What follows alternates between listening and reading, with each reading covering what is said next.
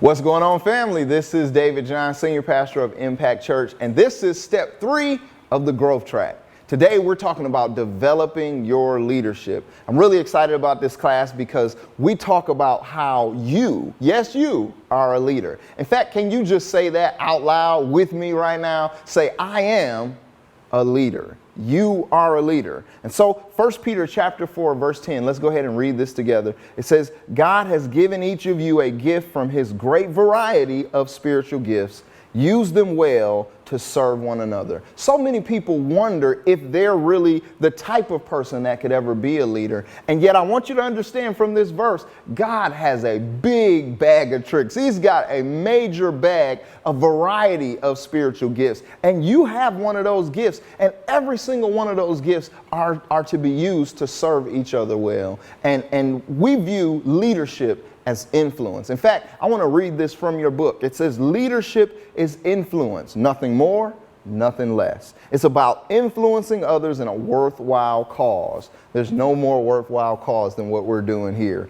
It is not dependent on titles or positions. It's dependent on people discovering their gifts and passions and then using them to make a difference in the lives of others. So you're here to find out what area I'm supposed to lead in. Every single person that is here in our church, we view you as a leader. And that's why we invite you to get involved in the dream team, because every person that's on the dream team is a leader, not just a person that may have a title as a team leader or team captain or a pastor or a minister. Every single role on our dream team, we say, is actually ministerial. Every person has a ministerial role, a role to share the gospel in one way or another, regardless of what it is that you're assigned to do. And so there are some things that stand in the way. Let's go ahead and look at Moses as our example of what could stand in the way of us stepping up to the plate in leadership.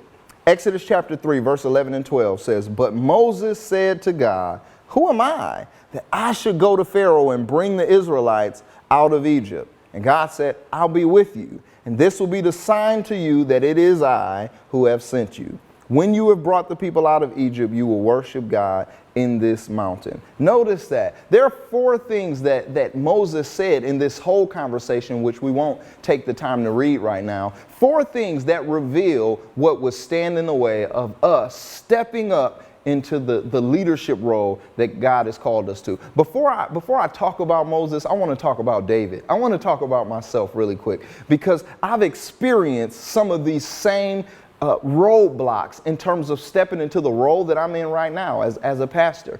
My life as a child, I was not a leader. In fact, I was a follower most of the time growing up. I was the little brother. I had a big brother, and I followed him around all the time, and we ended up getting into a lot of trouble together.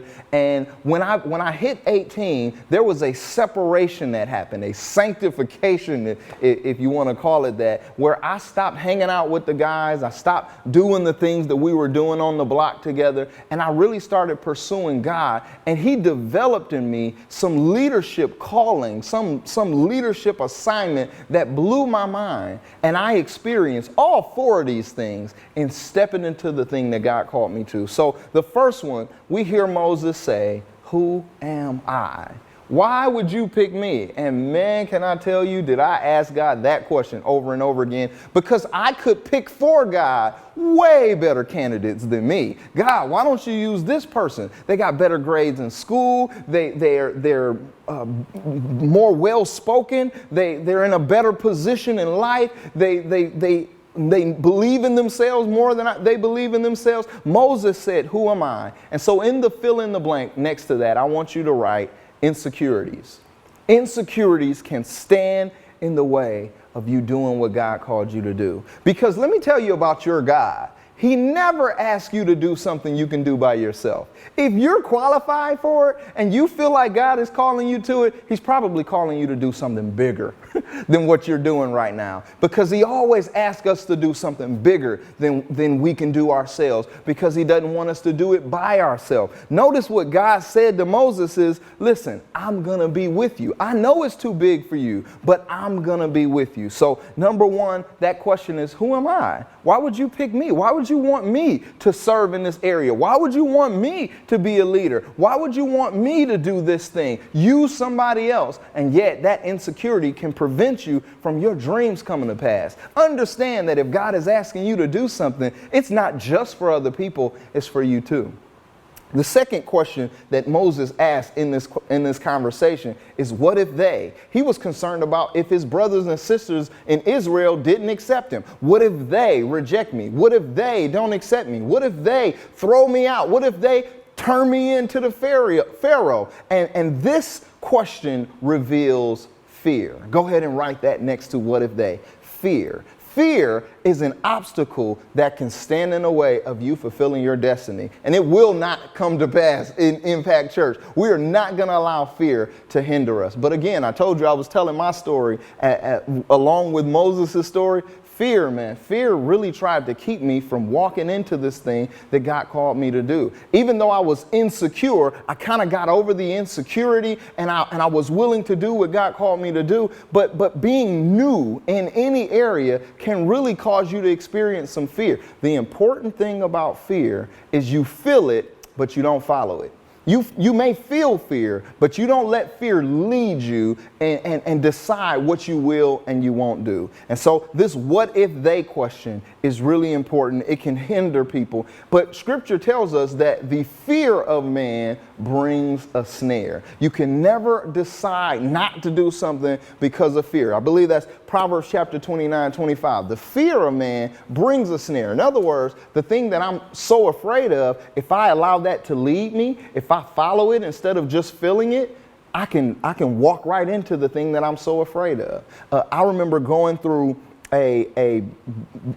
I call it a bad experience on the airplane, but nothing happened to the airplane. It was all in my head. Like I just wasn't used to what was going on. And after that, I was always tempted not to fly, but I was very careful. I'm thankful that I had some good leadership and good mentors. I never allowed that to lead me. So I didn't turn down the flight just because I felt fear. I felt it, but I didn't follow it. And if you don't follow your fear, you've got to follow something else. What do you follow? Follow faith. Faith in what God has called you to do. Faith that he's with you. He's not going to leave you hanging. He's not going to leave you by yourself. The third question that could stand in the way of you fulfilling your destiny here at Impact, maybe at your job, maybe in your family, is I have never. Man, do I know about the I have nevers? Because listen, I have never been a pastor before. This is my first time ever doing this, and that can't be a reason not to do something. Everybody had to do something for the first time. But Moses is saying, listen, you somebody else, listen, what if they, and then I have never done this. I don't have the experience for it. Let me tell you something about your God. Once again, he's going to call you to do something that you're not qualified for. He's going to ask you to do something, and you're going to have to go and find out how to do the thing that he's called you to do. Why? Because God does not allow flesh to glory in his presence. He wants to be in a place where he can get the glory. Let God use you. If he's telling you to audition for the worship team, go for it. I've never sang on stage before, but I know I can sing. Worship. Go ahead and go for it. Don't allow that to stand in the way of you fulfilling your purpose. The last question is use someone else. In fact, it's not a question, it's a statement. Moses got to a point where he said, you know what? Here's my cousin Aaron, just use him. My brother Aaron, just use him. But God said, listen, I'm not going to change my mind about what I said about you. And yet this question or this statement, use someone else, it really represents reluctance. It's where you're allowing yourself to draw back instead of move forward. And I don't know what it is that you've been through in your life that has caused you to be reluctant, but every one of us at some point in our lives, instead of walking forward into the thing that God has called us to do, something burning in our heart that we really feel like, man, I could make a difference here, but we drew back. This is a dangerous thing to do because it's an obstacle holding you back from your dreams, from the desires of your heart, because the desire of your heart is wrapped up in the thing that God is asking you to do.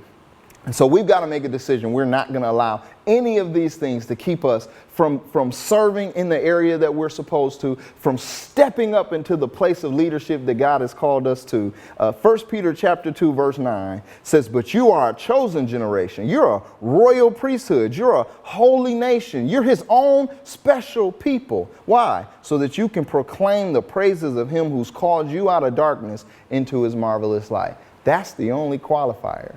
Did you used to be in darkness and are you now in the light? Do you have a story that, listen, I'm not where I need to be, but I'm not where I used to be? If you have that story, I promise you, you qualify to be used by God. Don't allow these barriers, these obstacles to keep you from walking into the thing that God has called you to. It's an exciting thing. Now I want you to go to the top of page 67, and I want to talk to you about the qualities of a leader. We've already defined you as a leader. You are a leader. So what are the qualities of a leader? Daniel chapter 6, verse 1 through 3.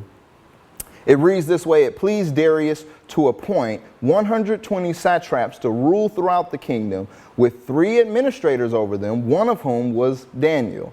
And the satraps were made accountable to them so that the king might not suffer loss. Now Daniel so distinguished himself among the administrators and these satraps by his exceptional qualities that the king planned to set him over the whole kingdom.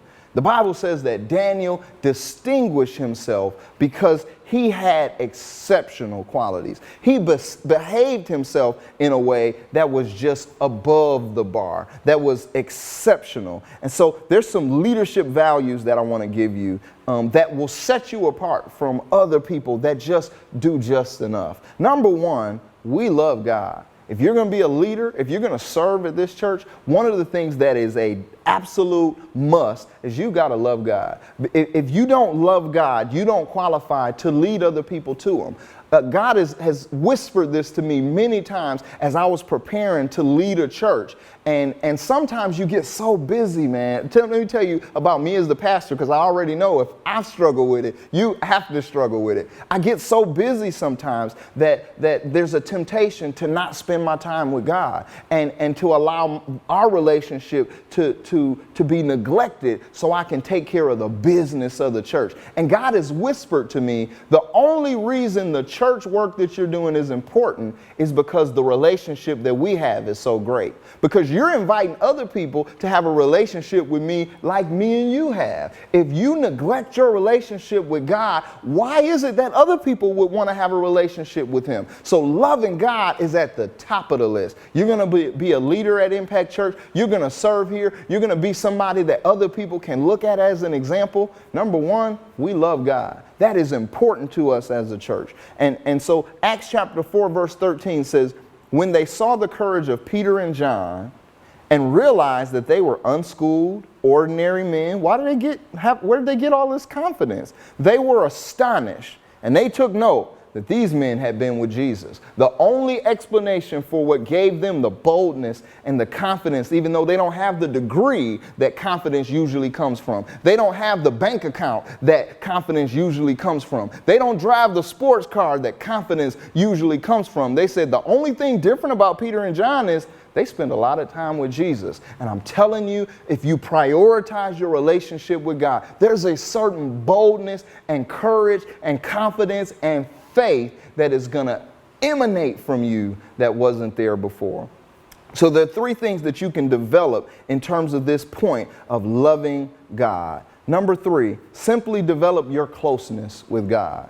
Wherever you are now, just make a vow to endeavor to go deeper, get closer to God than you are right now. The second one is develop your character. The fruit of the Spirit that is living on the inside of us, all of those that are listed there as fruit of the Spirit in Galatians, you want to develop those, develop your character, and not in a judgmental or condemning way where you're beating yourself up about where you're not, but also don't settle for areas in your life that you know are under the bar, that are less than where you know you're supposed to be. And then the third thing is simply develop your calling. And man, have we been talking about that all along. Develop your calling. Whatever it is that you're called to do, work hard to get in that thing. To don't settle. If you know that God has called you to start a business, don't ever settle with the fact that you work for somebody else. That may be where you are right now. That might be what you have to do right now. But don't give up on the dream that God has called you to.